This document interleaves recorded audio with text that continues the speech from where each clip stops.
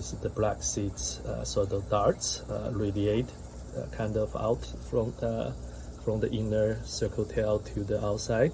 I think this is very unique, and I name it as BrightPoppy. The BrightPoppy line also carry a giant guppy gene.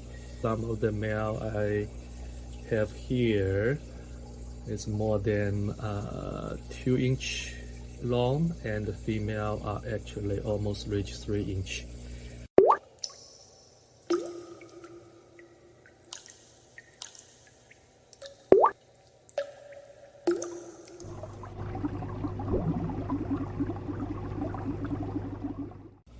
I'm recording something about the BrightPoppy. All the line starts from one original pair, which is the black mascot male with a albino, orange albino female. Since then, I was thinking we should have some orange gene passed down from the albino orange female, although the male might be the dominant color gene for most of the time.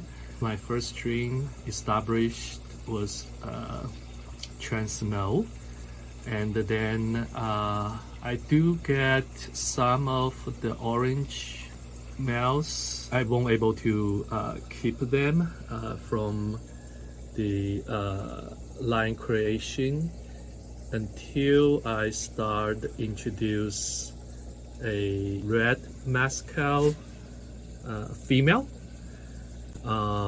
And I start seeing this orange tail, half black, half brownish body male.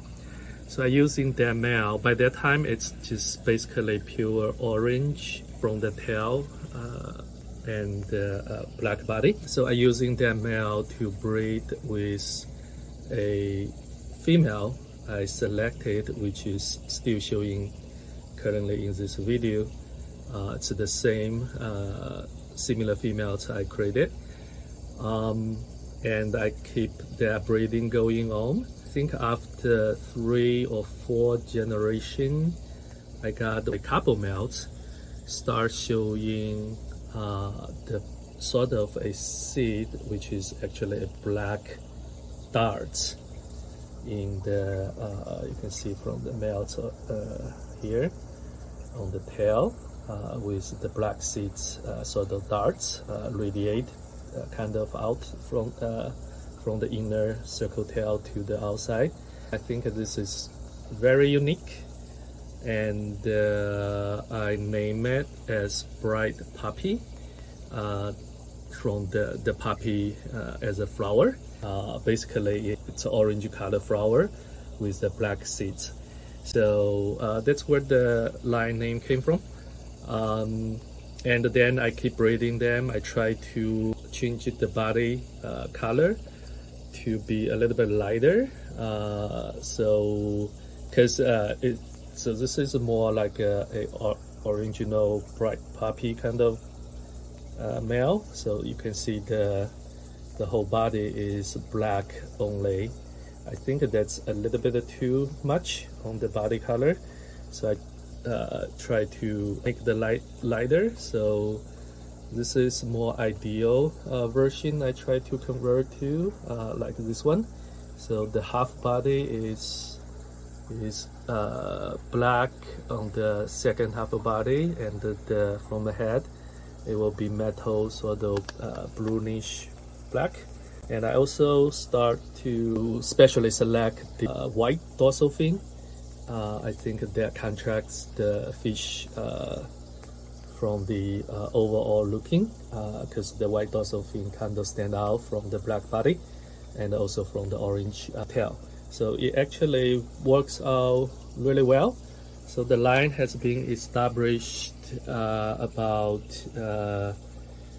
almost 2 years ago. Now it's a fully established line. I can constantly breed and produce the BrightPoppy male and the female. and it's very stable. The BrightPoppy lime also carry a giant guppy gene, so the male and the female can grow pretty big. So some of the male I have here is more than 2 inch long, and the female are actually almost reach 3 inch. Because I'm changing the lime breed from the breeding tank and release the fries to the adult and separate the male and the female. I used to do for the line creation. After the line gets established and there's not much modifications, I think that's the final result I would like to keep. Then I will convert breeding method to a large breeding tank. So I let the selected male and females live in the same tank. So the fries will grow in the breeding tank as well. I do select the males out. I just want to keep the ideal male that I want to keep breeding. So they still have a difference in the male, although it's a very stable established line.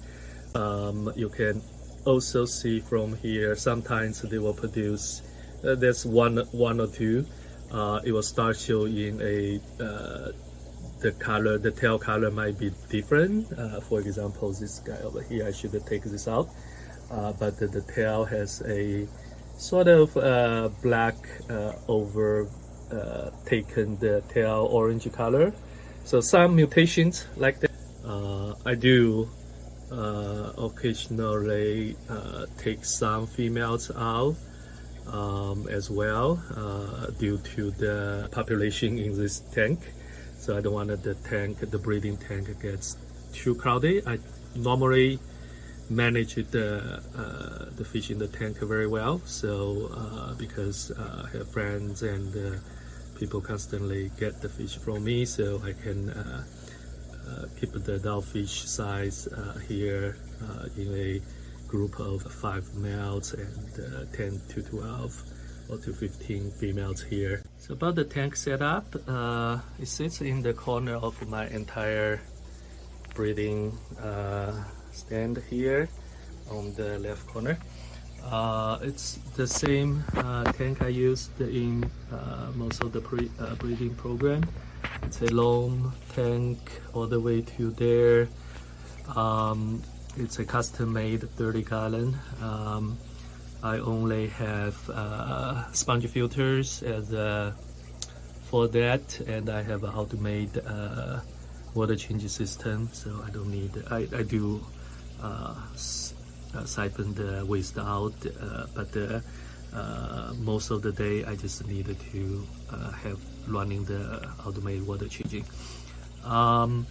I put the guppy grass as a floating plant. I have the LED lights on top of this, so they grow really well. They provide a great hiding place for the fries. So I noticed that each batch I may get 30 to 40 fries from the female. So it grows really well. I feed them baby brine shrimp, newly hatched, and also the 1 pellet, 1 millimeter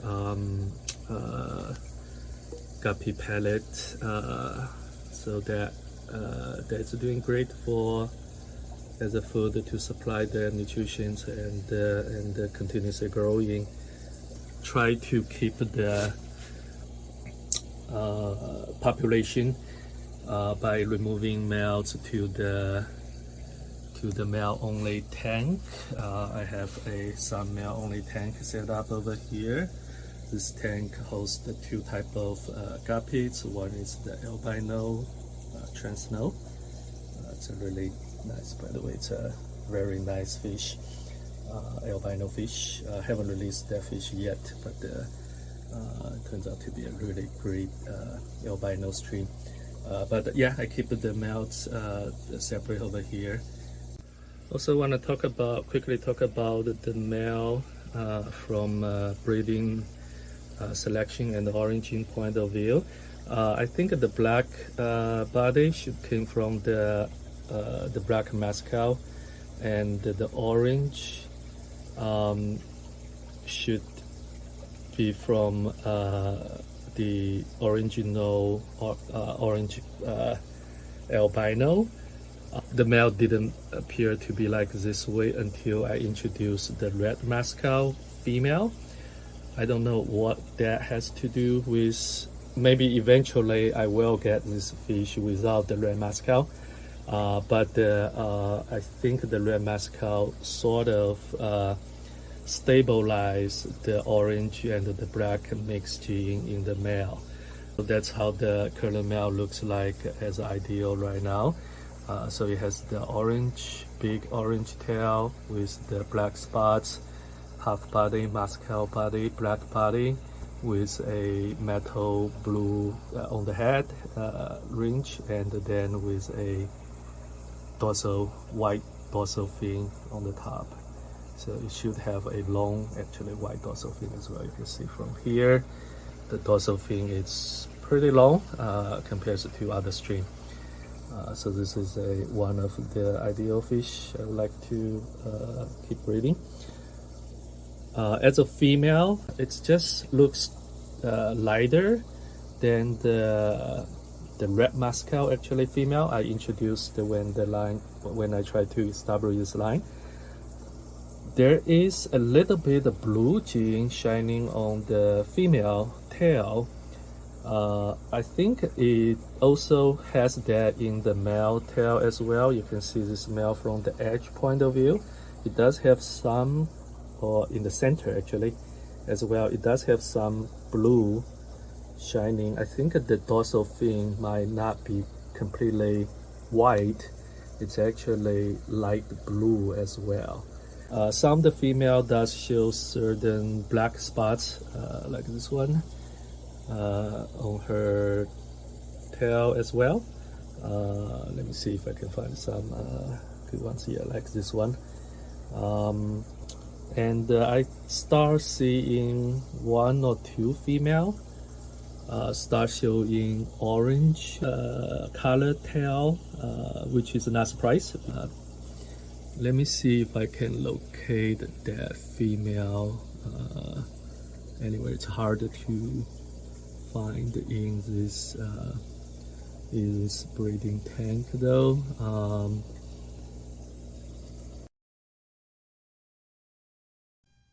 I have to show you the orange tail female in my next video. Also, I will show you the growing stages of BrightPoppy.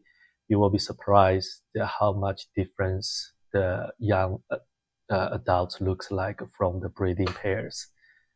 Thanks for watching, and I will see you on the next video.